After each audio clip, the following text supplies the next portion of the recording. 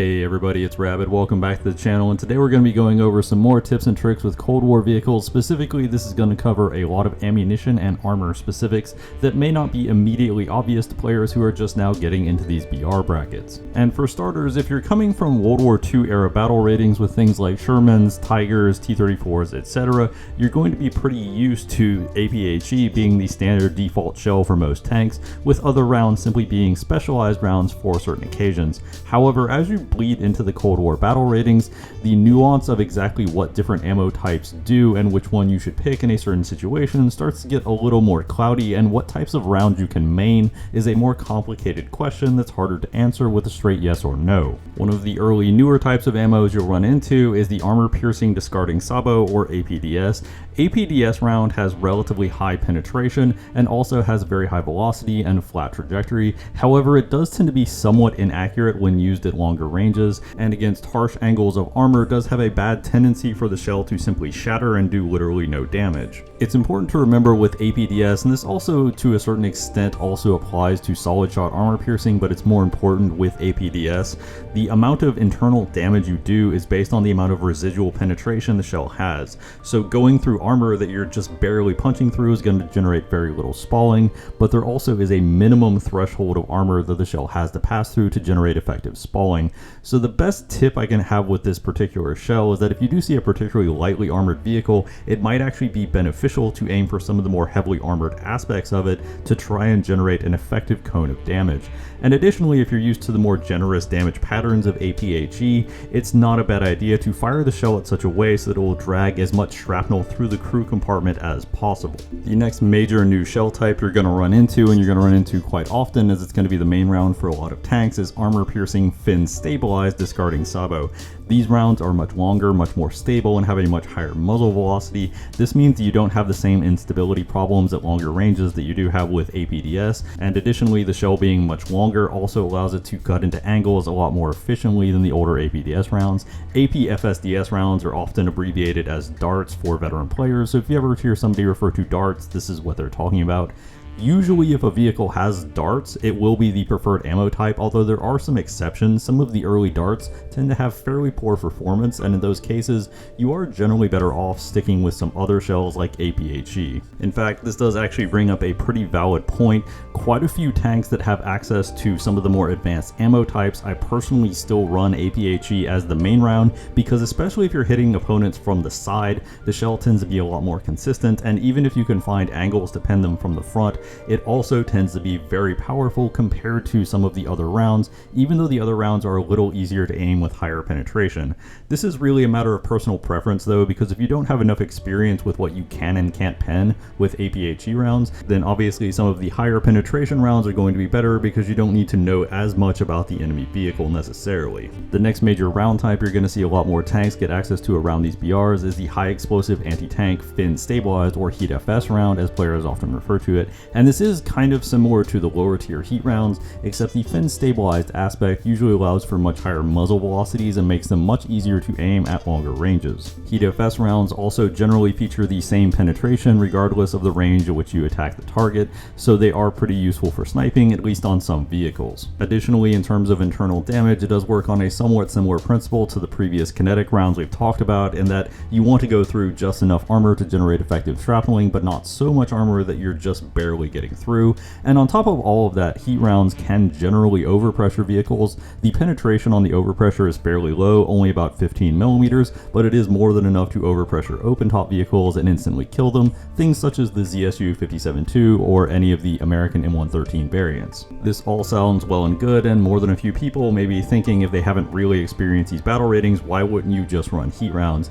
That's because HEAT FS rounds tend to have some pretty noticeable downsides. The first downside, and pretty noticeable one, is that the HEAT FS round will fuse whenever it hits any kind of solid object. These are things like fences, trees, etc., and this does make them less useful in very cluttered environments, but hands down the biggest reason why you'll see players maligning HEAT FS rounds is because HEAT FS rounds are considered a chemical round. In the World War II and even some of the early Cold War battle ratings, the difference between a kinetic and chemical round is mostly irrelevant. However, as you start creeping into the mid and high BRs for Cold War, you are going to start running into a lot of scenarios where being a chemical round is a huge disadvantage. Things like spaced armor, composite armor, and explosive reactive armor are significantly more effective against heat rounds than they are against kinetic rounds. Another slightly subtle disadvantage of heat rounds, because you don't really have a solid projectile that you're firing inside the enemy vehicle, is that if you're shooting an enemy from behind with a heat round, you basically have to shoot the back of the turret, because if you shoot the back of the hull, you're just going to knock out the engine. However, if you do have a kinetic round like an APFSDS or APDS round, you can simply shoot the back of the hull, as it will go through the engine and likely generate a lot of shrapneling off of the firewall separating the engine from the crew compartment. If you were to ask me which of these shells a vehicle should generally main, my first preference is usually the Dart or APFSDS round if a vehicle has one available. However, if it is a particularly weak Dart and I still have the option for an APHE, the APHE would be my choice. Beyond that, I also prefer the Sabo, the APDS round, and last but not least, I will use it if I have to, is the Heat FS round, simply because the disadvantages of Heat FS rounds of not being able to shoot through terrain, and also the increasing amounts of chemical protection you're going to see, especially on some of the Israeli tanks using ERA around these battle ratings, can make heat rounds quite awkward to use in a lot of situations. Of course, one subcategory of heat rounds that you're going to be running into at this point are the various guided missiles that vehicles will increasingly be equipped with, even some tanks having guided missiles as their main armament, such as the AMX-30 Acra. The earliest generations of missiles are M-Close model missiles, or manual command line of sight, and what this means is that you are essentially steering the missile like you would steer an RC airplane in the air using the movement controls of your vehicle. These missiles universally require your vehicle to be stationary before you can fire them, and also can be a little awkward to aim. However, there is one very key tip to using them. A long time ago, the developers noticed that players were having a lot of problems steering M-Close missiles, especially the ones that are aimed slightly upwards, wherein players had a strong tendency to just overcorrect and slam them into the ground.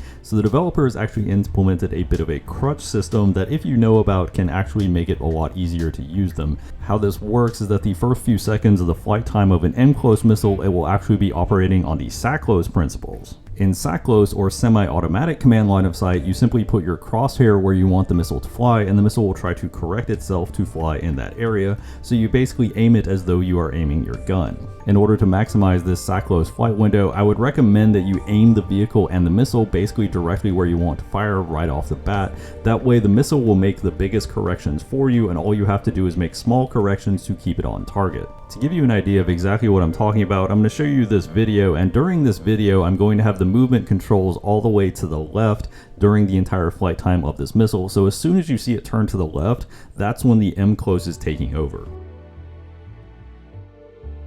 SACLOS missiles have their own set of quirks that you have to understand. For example, each missile for SACLOS only has a specific targeting box that can operate within, so if you move your crosshair too far away from where the missile is currently looking, the missile will lose track. This is pretty uncommon unless you try to make really big corrections very quickly.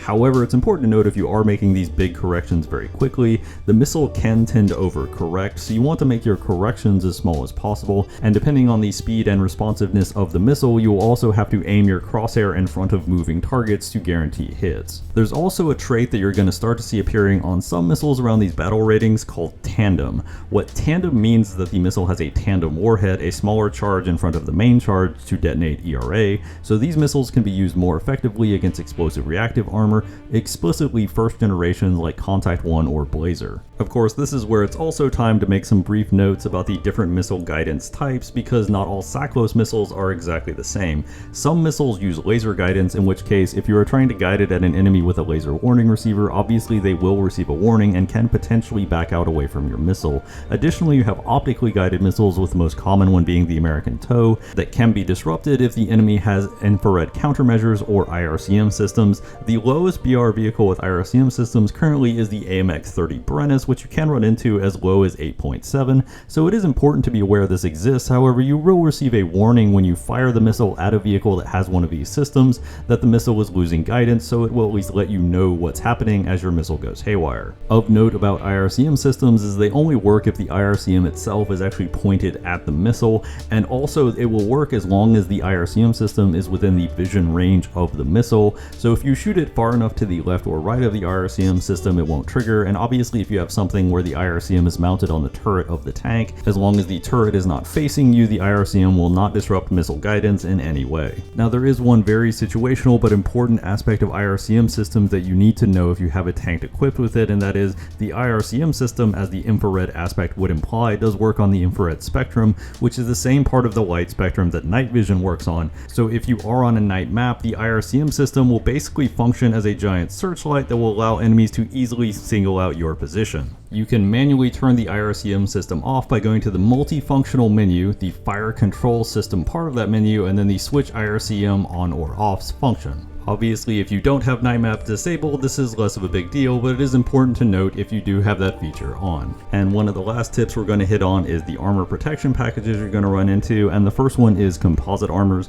Composite armors use something other than just rolled homogeneous steel as their armor package, and these packages, as we discussed earlier, are significantly more effective against chemical rounds than kinetic rounds. Explosive reactive armor, the first generations you will run into around these battle ratings, and will mostly consist of Contact 1 at this point, with a handful of Contact 5 vehicles, essentially offer protection to the vehicle against a certain types of shells, and when the armor package has taken enough damage, it will detonate. This does in theory mean that if you hit the same piece of armor over and over again, you will deplete the ERA and get to the armor underneath, which is obviously thinner. However, for most vehicles, this is not exactly a practical way to approach the situation, and more often than not, you are better trying to shoot around the ERA rather than simply go through it, unless you have something like an autocannon shooting its side skirts. And that concludes our video for today. I really wanted to get this vehicle out because obviously there is a bit of a steep learning curve and a lot of differences going from World War II battle ratings to Cold War battle ratings, so I hope this did help to at least some people, and I hope you enjoyed it, hope you had fun, and if you did, please leave a like and subscribe. That always helps out the channel. As always, danke bitte, tschüss.